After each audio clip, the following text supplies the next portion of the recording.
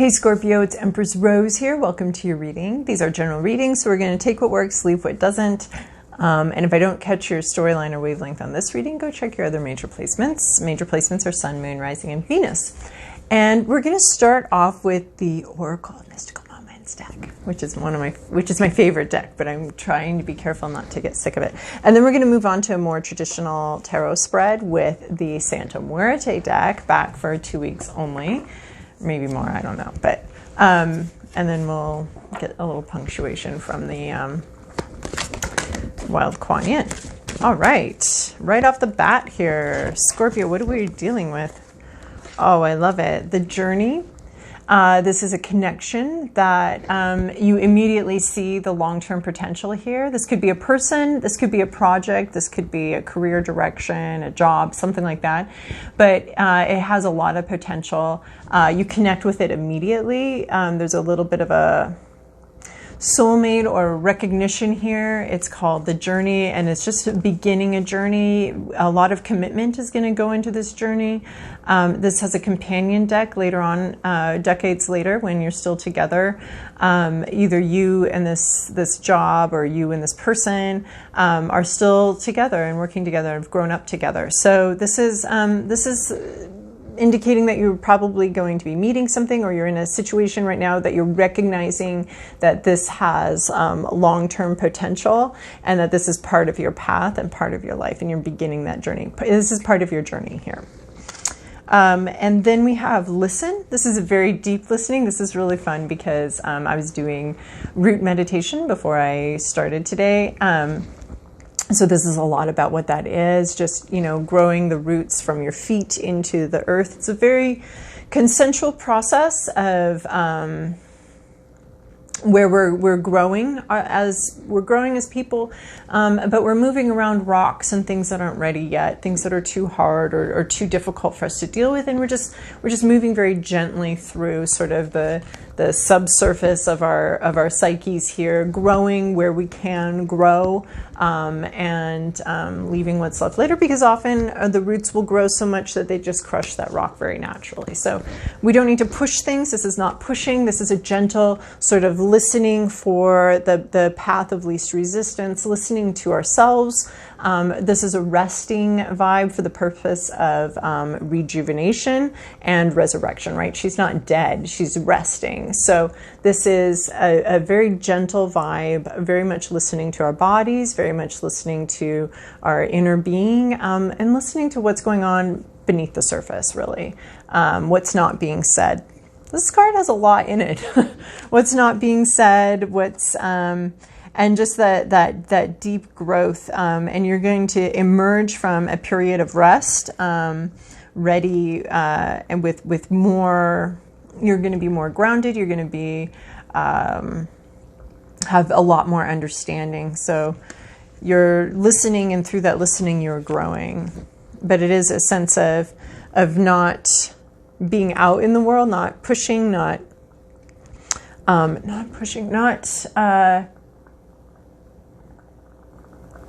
and not being very active right now, but a bit of pulling back and just kind of listening to yourself and to the people around you and being in more receptive mode. And there's a lot of growth there. It's just all subconscious or subterranean, not easily seen. Like a bird, I like this because this is you wanting to communicate and not doing it. Because you're still in a listening mode. It's still time to gather information. It's still time to seek understanding before we communicate. And it could be you're seeking understanding about what this connection is, just listening to your heart on that connection, but not yet ready to make action, or even not even ready to make words about it, right? You're holding back. I mean, it is like the words are starting to come up to the tip of your tongue of what you're understanding, what you're seeing. But this is a time for you to be not talking and listening. Just listening. There's a connection here, and I think you don't want to break that connection, or I think you don't want to push that connection. I think you just want to allow it and listen to that connection, and maybe even try to understand what that connection is based on, or something like that. So it's a time of no action, but recognition, connection, learning, rest. All right, Scorpio, we're moving to a more traditional spread here with the Santa Muerte tarot deck.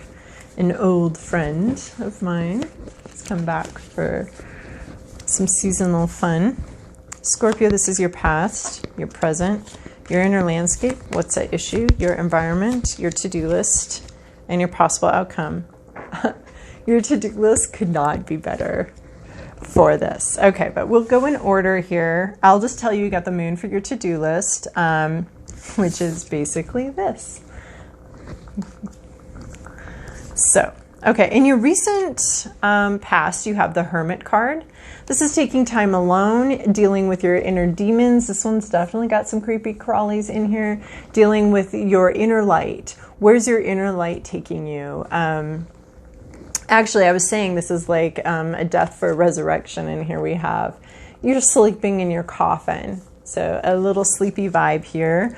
But the Hermit card is about going within, finding that light within, finding, listening to it, getting in touch with your path, with your journey and where you need to be going, getting very much in touch with that, your own inner light. And this light doesn't really illuminate a lot outside of his little casket, right? It's just it's his light. It's for his comfort. It's for his guidance. And we all have that little inner North Star here that's here just to guide us. It's almost like our spirit's just a little bit further ahead than we are, or something like that. And we're just, we're following our own light, and your own light is guiding you, and you have this, but it also is a time of rest, a time of taking time away from the labels the world gives us as, manager, employee, mother, child, a sister. It's taking time away from the world, isolating from the world, as we all have been doing, a little bit, less and less, but, and taking that time away and really, having some alone time. Who are you without all these other people around and all their expectations around? So that's been going on in your recent past. In your current situation, you have a King of Pentacles. So this is probably a person. This is either you or someone in your life. This is someone who has what they need. They have the treasure. They've put in the work. They've gotten the reward. This is boss energy. This is, someone who's worked very hard, and has there's a lot of security here, a lot of financial security, a lot of, and this can be male or female, a lot of financial security, and having what they need. There's a slowness to this King of Pentacles, a methodical working, he's like the banker of the deck. He's got, very conservative investments of time and energy, and he has what he needs, and it's very secure and in his position in life. He or she, of course, gender doesn't matter. And then what you're in your hopes and fears column, we have the sun here. So this is clarity. This is good times. This is a lot of growth. You're hoping to grow. Of course, you're building some roots here. I'm loving the connection between these two of these bright sunny flowers and these sunflowers and the sun. There's a lot of growth, a lot of clarity, a lot of happiness. So you're hoping for some happiness. I mean, you might have just met this King of Pentacles type person here, getting a sense of longevity from the relationship, and you're hoping to find some happiness here. Of course, this is everybody's hope, so it's not a really weird card to have in your inner landscape. You're hoping for happiness, clarity, growth, really good stuff. What's at issue here is this Five of Swords. This is between a rock and a hard place, and it's reversed. It's kind of the same, but the focus may be on what you have to give up for the situation rather than the situation itself, but what the situation is asking you to give up. So this is no easy choices. This couple has sort of been chased into an alley by one group of thieves, only to meet the swords of another group of thieves. So it's not an alley, it is an alley. I thought it was a canyon. And then I thought it was an alley, and then I thought it was a canyon, and now I'm seeing it's an alley. Anyway, so you've got, you know, bullshit in front of you, bullshit behind you, and you're boxed in here. You're boxed in, and there's no way out except for you're going to have to take some cuts. So that's the situation. It's just you're going to have to either take some cuts to your self-esteem or take some cuts to, you know, your finances or something like that. There's just something here that there's a no-win situation. I think one of the great things about this card is that you get to decide what limb you get cut off. Like, you're going to have to lose one. So, but you get to decide, you know. It's a little bit of a traumatic card, I feel like. Like, it's just like those difficult situations that life puts us in from time to time where there's no easy answer. Every which way you go is going to have bullshit. There's not clarity. Oh yeah, you're looking for clarity here, and there's just really not going to be any. And you might be looking for a fabulous, sunny, great solution, win-win. This is lose-lose. Nobody wins in this situation. Everybody loses something precious to them.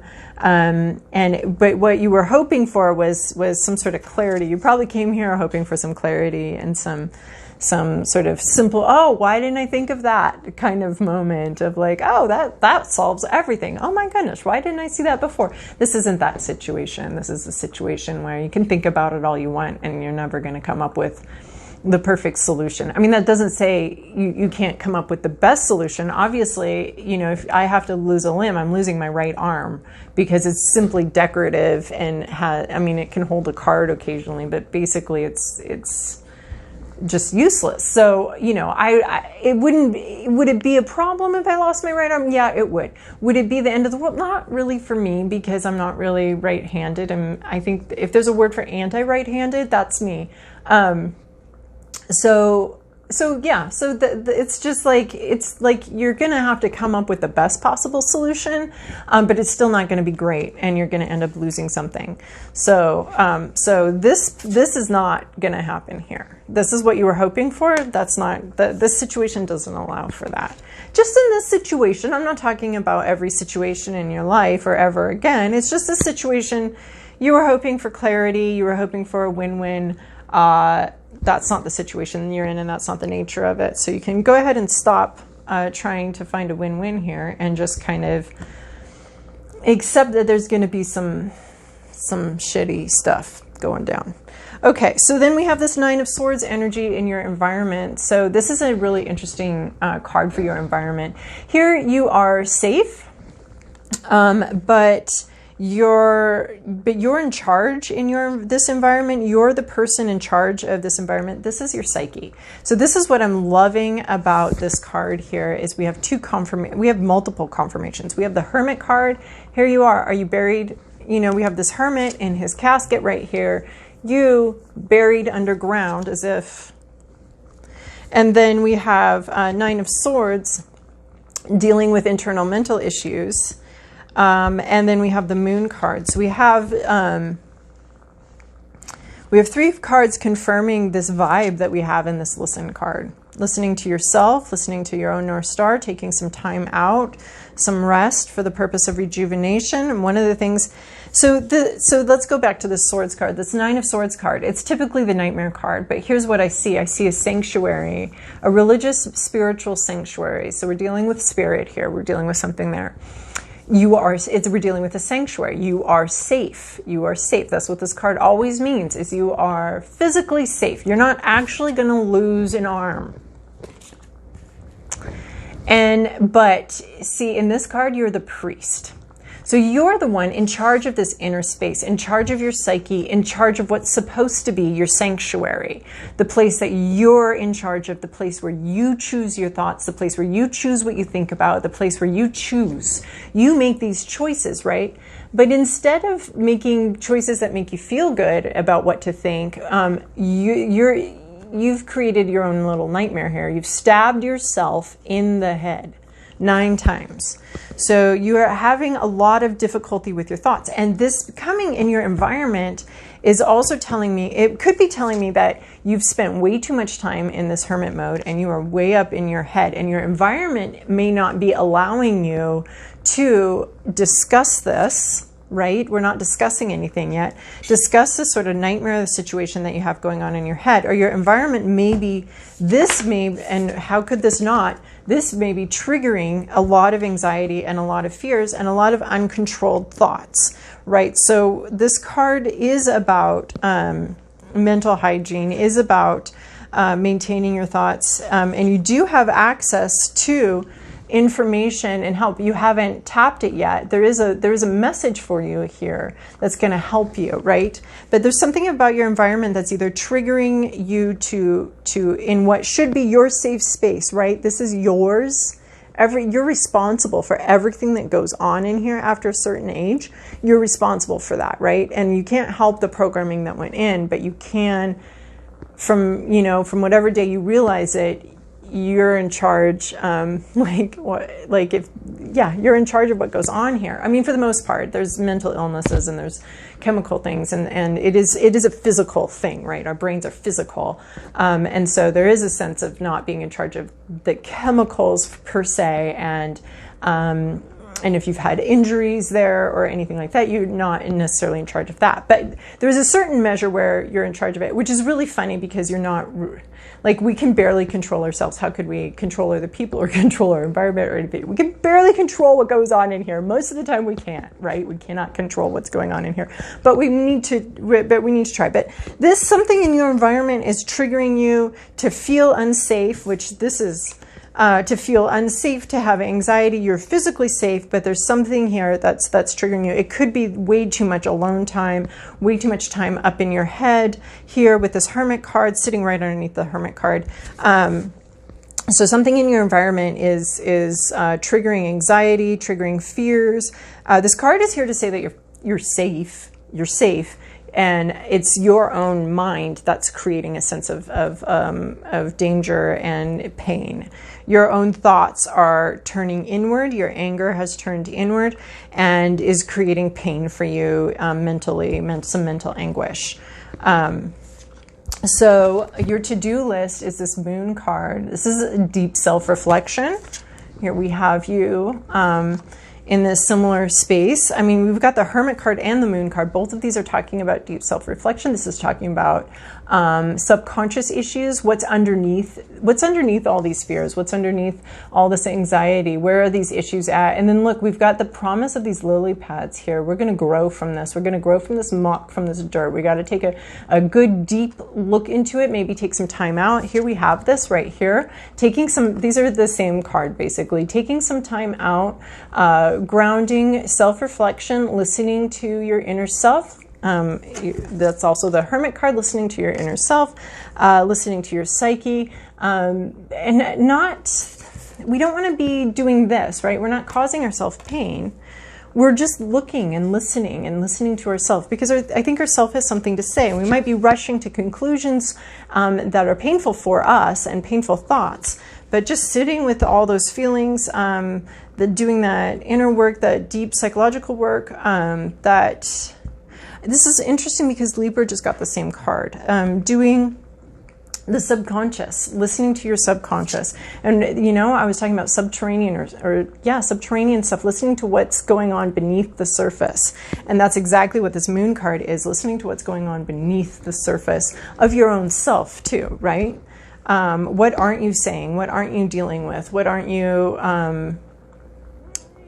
And it shouldn't be an anxious-filled experiment, right? It's an experiment, and in order to do this work, we first commit to loving ourselves unconditionally, because then this stuff can come up without having it trigger this stuff, right?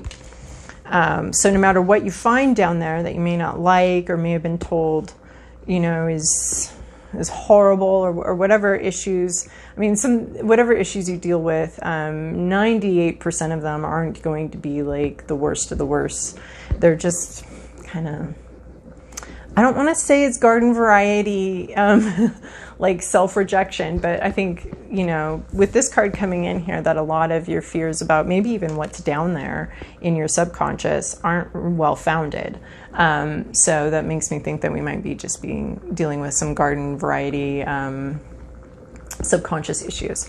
And then we have the Wands. So where does this, all this time out, all this deep work into your anxieties and subconscious issues, what's a possible outcome? Massive rocketing growth. 7 of Wands, just this rich environment for massive growth.